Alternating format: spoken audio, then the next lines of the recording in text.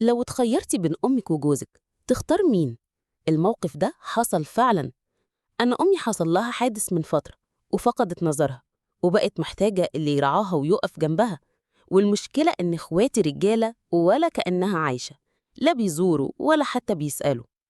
أنا قلت مستحيل أسيبها لوحدها، ورحت لجوزي وقلت له خليني عندها فترة صغيرة أخدمها وأقف جنبها. رد عليا وقال لأ، لازم ترجعي بيتك. فقلت له طيب هتعيش معانا وأنا أخدمها بعيني، وكده كده أنا بشتغل وهصرف عليها ومش هتكلفك أي حاجة.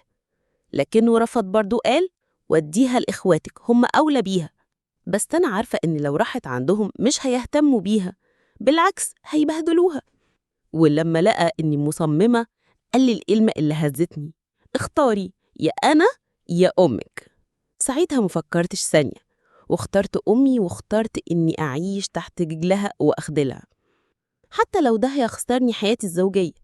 دلوقتي هو مصر على الطلاق، والناس كلها بتقولي انتي خربتي بيتك وهتندمي. بس أنا رديت عليهم وقلت اللي يرضى أمه ربنا هيرضى عنه ومش هيخذله أبدا.